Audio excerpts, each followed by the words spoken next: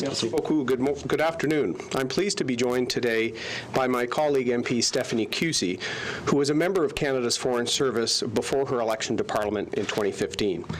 Like many MPs, Stephanie and I have been hearing from Canadian families over the last month concerned about family members in China, or those who are uncertain about their own decisions related to travel to that country.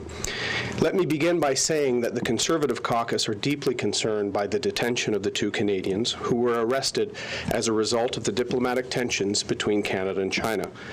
Mr. Corvig and Mr. Spaver are example of two of the exceptional Canadians that take their skills and expertise for jobs in China. We share the concerns of their families and their friends following their arbitrary arrests last month. Last month, our leader, Andrew Scheer, asked Prime Minister Trudeau to intervene personally with China on the detention of the two Canadians because of the retaliatory nature of their arrests. The Prime Minister once again showed a profoundly naive approach to diplomacy when he refused to get involved directly and compared the arrest of these Canadians to consular cases like that of Mr. Fahmy.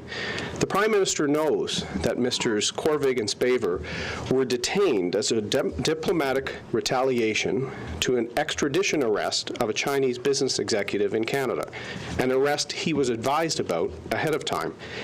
Canada is now engaged in a diplomatic tit-for-tat with China as a result of this arrest and the Prime Minister's refusal to call the Chinese president to begin to de-escalate the situation has many Canadian families deeply concerned. They are questioning travel to China, and they're concerned about the well-being of their family members working there now. We know that dozens of Canadians have been detained on administrative grounds or have had their visas questioned following the arrest of Ms. Wang Zhu. Il y a un mois, notre chef Andrew Scheer a demandé au Premier ministre de s'impliquer directement dans le conflit avec la Chine. Il a refusé et considère que la détention de Canadiens est semblable à toute autre affaire consulaire. Suite à l'inaction du Premier ministre, des dizaines de familles sont inquiètes. Et les deux Canadiens, M. Corvig et M. Spaver, sont toujours en prison sans contact avec le Canada. Yesterday, the Prime Minister called President Trump to discuss the situation with China. Prime Minister Trudeau is willing to call the U.S. President to discuss the arrest of a Chinese citizen in Canada, but he will not call the Chinese President to discuss the arbitrary arrest of two Canadian citizens in China. C'est frustrant pour beaucoup de Canadiens. Le Premier ministre Trudeau a appelé le président des États-Unis pour discuter de la détention d'un citoyen chinois au Canada, mais il n'appelle pas le président chinois pour discuter de la détention de deux Canadiens en Chine. Accordingly, the Conservative opposition is asking the Liberal government to get serious about the present dispute with China. We advise them to do two things. First, the Prime Minister should immediately call President Xi to de-escalate the situation. The goal of his call should be to show that the head of government in Canada is seized with the situation and has a personal interest in its resolution. He should work towards securing the release of the two Canadians, or at the very least, ensure that daily consular access should be afforded to these Canadian citizens, not the minimal consular access that is currently being granted by China. Second, the government needs to provide certainty to thousands of Canadian families with family members working in China or those considering travel to the country. Hundreds of Canadian families are asking questions about traveling or working in China. Yesterday, a former Liberal Foreign Affairs Minister advised Canadians not to travel to China with this dispute ongoing. The government needs to either update the travel advisory for China or provide Canadians with the assurances that there are no risks as a result of the current diplomatic dispute. What assurances can the Prime Minister give Canadians that are understandably concerned? My colleague MP Stephanie Kusie. Merci Erin et merci pour l'occasion d'être ici avec vous aujourd'hui. You may or may not know, but I was in fact a proud member of the Canadian Consular Corps for close to a decade and a half. And I want to start off by saying that Erin, myself, and all of our Conservative colleagues have all of the confidence in our consular staff abroad who work hard every day to serve and to help Canadians when they are away from home. And these are people who are very well trained. There is a rigorous training process. There are procedures which are followed.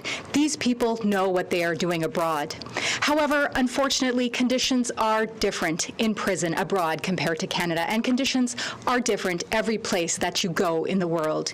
You may not have access to medication. You may not have access to legal advice. You may not have access to family, and you may not have access to food.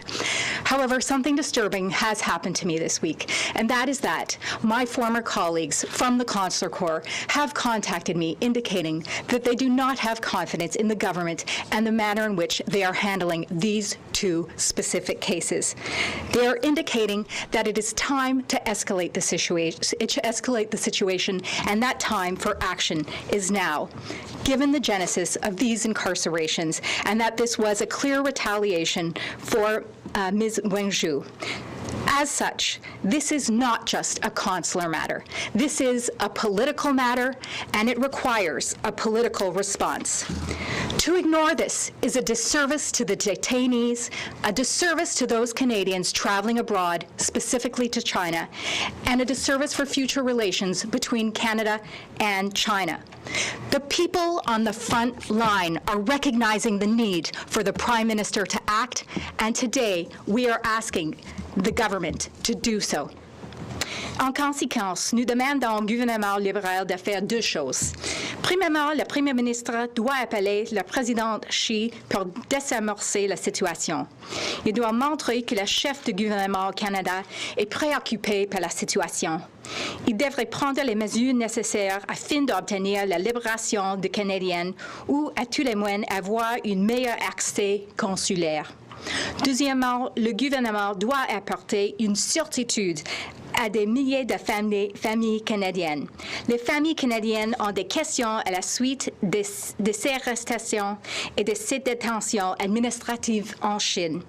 Même un ancien ministre des Affaires étrangères libéral a conseillé aux Canadiens de ne pas se rendre en Chine.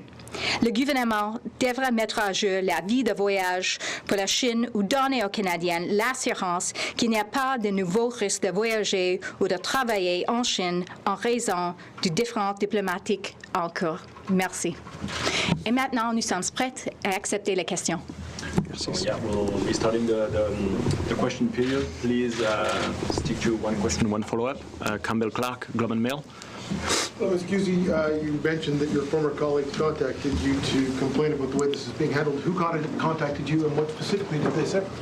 I'm not prepared to share the individuals who have contacted me, but they have indicated that this is not consular cases as usual, that there are significant differences in that China, generally speaking, does not recognize the rule of law, and in fact, the lack of action by the Prime Minister is making their jobs as consular officials more difficult. Specifically what they said, that the problem is that the Prime Minister hasn't phoned, or is it something else? Like, you were fairly vague about, it was a fairly general statement. What specifically did they say to you? They said that it was the lack of a political response by political leadership in Canada. Tonda McCharles, Toronto Star. Yeah, just to follow up on Cam's question. So if you can't identify who's called you, can you tell us a little bit more about how many you're talking about? How many calls have you got? Have they been from consular staff in China dealing directly with the number of Canadians over there? Or if you can't say from exactly what country, can you say from what region? And have they specifically said they want the PM to call, or is that the I know that's the Conservative request, but was that their request that the Prime Minister make the call? I can state that it was more than one. I can state that some of them are individuals who have had specific experience in China, specifically consular experience as well in China. So these are people with experience working in China as representatives of Canada. And as for your last question, they were not specific in regards to the demands. They just said that political action is required. And just so the government would argue that they've, garnered allied countries to express support for Canada's position. Is that the kind of thing that they're... I believe they mean specific political action by Canada itself. As my colleague, Mr. O'Toole, indicated, our Prime Minister has gone to Trump in a roundabout fashion in an effort to try and influence this. Certainly, we are pleased to see the response of other nations in regards to the release of these detainees. But, we certainly look back to the era of the Harper administration, where we stood strongly for democracy and justice abroad, taking strong stances. And we expect this Prime Minister to do the same for Canadians now. Mike, Leader Global. Yeah, if I might add something to that, it troubles me, and I know the Canadian families I've spoken to that have concerns about family members working in China, that the Prime Minister appears ready to call leadership in the United States, leadership in Japan, but won't pick up the phone to call Chinese leadership when the detention of the Canadians is in China. We've been calling for this for a month. The Prime Minister, comparing it to the Mr. Fahmy case, shows that he's treating this as a regular consular case when these detentions were clearly a response to an arrest in Canada. So it's a state-to-state dispute requiring leadership from the government, not just Ambassador McCallum. Mike, we're going to, unfortunately, when you put something like that on the table, we're going to have to press you on it. Can you please provide any more details as to who these people are, where they work? Are they currently in the public service as well, working on consular affairs? I cannot provide any more information. Okay, then as a follow-up, when you consider that former diplomats that almost any journalist in this room has spoken to have said, look, the way that this government is playing it right now is the right way because you can't poke the bear, so to speak. How do you respond to those people who are saying that this government is actually playing this the right way? I'd ask you to let me know those ambassadors because, in fact, the last two major ambassadors to China, Mr. Saint-Jacques and Mr. Mulrooney, have both expressed concerns about the lack of an approach here. The government of China needs to know that the government is seized at the highest levels with this. My concern prior to Christmas was that this spread from the detention of two Canadians on so-called security grounds to the administrative, what I termed harassment, of Canadians who were having visas reviewed in China. In fact, when we brought one of the cases to Minister Freeland's office, Global Affairs and Minister Freeland's office tried repeatedly to downplay any connection to the situation in China to an extent that it led me to feel that they weren't being forthright with Canadians. The fact they haven't updated the travel advisory since October and a former Deputy Prime Minister of the country is advising Canadians not to go shows a remarkable failure of leadership by both Minister Freeland and Prime Minister Trudeau. Yes. Noah Richardson, CTV. I just wanted to ask you, you quoted a former Liberal Foreign Affairs Minister who said he wouldn't go to China. You're also saying that, excuse me, the federal government needs to change the travel advisory or assure Canadians that it is in fact safe to go to China, yet you have a member of your own caucus who is presently in Shanghai. So are either of you actually concerned for Mr. Cooper's safety and the rest of the delegation that is in China right now? We have been in contact with Mr. Cooper while he's been on the trip. As you know, the parliamentary delegation has been in contact and doing media availability as well. There's a very big distinction between a diplomatic envoy, whether a parliamentarian or a member of our foreign service traveling to China, and a Canadian, a 22-year-old person going to teach at a new private school in China who's been assured by the school that the visa was properly secured, and then 6 months or so into their tenure, they seem to be called in on administrative grounds. Those are the groups of Canadians that have questions. But I would add that when a former Foreign Affairs Minister from a previous Liberal government said that he would advise people not to go to China, to suggest that we can leave the travel advisory as is, I think doesn't satisfy the concerns that hundreds of Canadian families have. We gave two options. If they're certain that no travel advisory change is needed, the U.S. just recently changed their travel advisory, they should provide Canadians with the assurances that either Ambassador McCallum has received or that Minister Freeland has received with respect to the status of the thousands of Canadians there now. Follow up then, would you go to China then? I would, to try and de-escalate this situation. In fact, I'm not sure what the Prime Minister's waiting for when he's calling pretty much every other world leader except for the one he should have called last month. I would go because it's important for us to de-escalate this situation, to try and return to more pragmatic relationship with China. And I saw that as a member of the previous government, that you can have a principled foreign policy and have good relations with China on trade and a whole range of issues.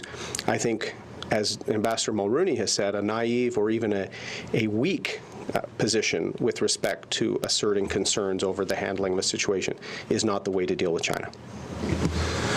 Charles Pinkerton, iPolitics. Just to clarify something with you, Mrs. Kusie. So if you're not going to say anything more about the individuals, I'm just wondering if you can make clear, are these diplomats who have been in China during this experience that's now lasted about a month? Or they are? Okay. No, pardon me, they are not. They're not. Okay. So they have not been in China then? Not for this particular consular case, no. Okay. And then otherwise, I'm sure each of you have spoken with Mr. Cooper leading up to this. I'm just wondering what you've heard from him. Like, we've heard that he's raised, and the delegation itself has raised this issue. Seems like something that would be sort of difficult to just move past in a normal meeting. What else have you heard from him about how this is being dealt with there? We've been hearing that they have been advancing concerns with relation to the two Canadians in all of their meetings. We think that's appropriate. We also like the fact that it's an all-party delegation doing that. I think here we can be a little more assertive, asking for the Prime Minister to step in. I do reiterate the point that I think Canadians should find it curious that he'll call President Trump and discuss the detention of a Chinese business leader who's on bail and in the fairest justice system in the world in Canada, but not call Chinese leadership personally to show that he's seized with the matter when there is no proper consular access in a system that does not have rule of law in China. So I understand that we've only had this second consular access recently to Mr. Corvick. Not only is his family concerned, as MP Kusie has outlined, our diplomatic corps is losing some confidence in the way this situation's been handling. But as I said, travel advisories are being looked at because if people want to change their travel plans or access travel insurance, they can do so with a travel advisory. They can't do that if they're just concerned by all the reading and all the media coverage of the detention. So we'd like the government to be much more forthright with Canadians. What type of diplomatic efforts have been made by Minister Freeland, by Ambassador McCallum, and why is the Prime Minister treating this like a consular case of a Canadian arrested in another country for circumstances out of their control when this was a retaliatory arrest as a result of an extradition arrest in Canada? It's clear other nations are saying that. I haven't even heard Minister Freeland clearly say that she believes these are retaliatory arrests. Arbitrary arrest is a different matter entirely. If it was retaliatory, the Prime Minister needs to pick up the phone. And if I can add, I think that Mr. Cooper has shown tremendous leadership in his trip over there in calling the situation what it is, a chilling of relations. We have yet to hear this from our leadership here in Canada, and I think he should be recognized for that. We have about 5 more minutes and a few more questions. James Bronskill, Canadian Press. Thank you. We spoke to Mr. Cooper today and asked what he would like to see Canadian officials do differently on this case, and he did not suggest anything. He said it's beyond me to wade into those matters, and he respected what Canadian officials are doing. How do you explain that? Well, I'm not sure if Mr. Cooper was aware of Prime Minister Trudeau's call to President Trump. Certainly, Prime Minister Trudeau made very clear indication in his call with President Trump concerns about the extradition process and statements President Trump had made. In my view, that call was as much to show his condemnation to China of those comments than to really secure any more support from the United States than we have already had with their displeasure with these detentions. I don't think Mr. Cooper was aware of that. He's also limited as part of a delegation trying to push for the 2 Canadians that are being detained in a way that's appropriate while they're on the ground in the country. We have a little more liberty here to say we think that after a month of inaction, and actually you could say the administrative detention of at least a dozen more Canadians, the current approach with the Prime Minister is not working. And if he's trying to bolster support from our allies, which I think is good, why is he not willing to call the one leader that could actually de-escalate the situation?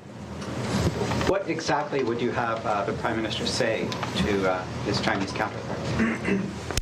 I think certainly this relates to a wider concern that we've had about state-owned enterprises from China. This shows clearly that this is not just a regular business executive. This is a state-owned enterprise, and it's seen by the state as almost a diplomatic detention would be the closest allusion. So I think what the Prime Minister has to assure President Xi is this will be handled in the most judicious and proper way, that we have probably the best justice system in the world, and that we had obligations to extradite on proper grounds that were there. I think assurances perhaps on timelines, on the fact that the Chinese citizen is on bail and living very comfortably at a time that we can't even get more than 1 month, one visit per month consular access. So we said showing he's seized with it and working towards at least more access to the 2 Canadians would be a starting point, with a goal towards eventually trying to secure their release and de-escalate the situation. Try to pass everybody. We might stick to only one question, no follow-up for the next question, if that's all right. Campbell? I don't understand why you want the Prime Minister to call the President and then say that's the way to de-escalate things. It's normally considered an escalation. I mean, it's usually written out as an escalation. So why do you think that top dog calling top dog is a de-escalation? I think it's a de-escalation because the Prime Minister has made really the centerpiece of his foreign policy over 3 years the desire to enhance relationship with China en route to a free trade agreement.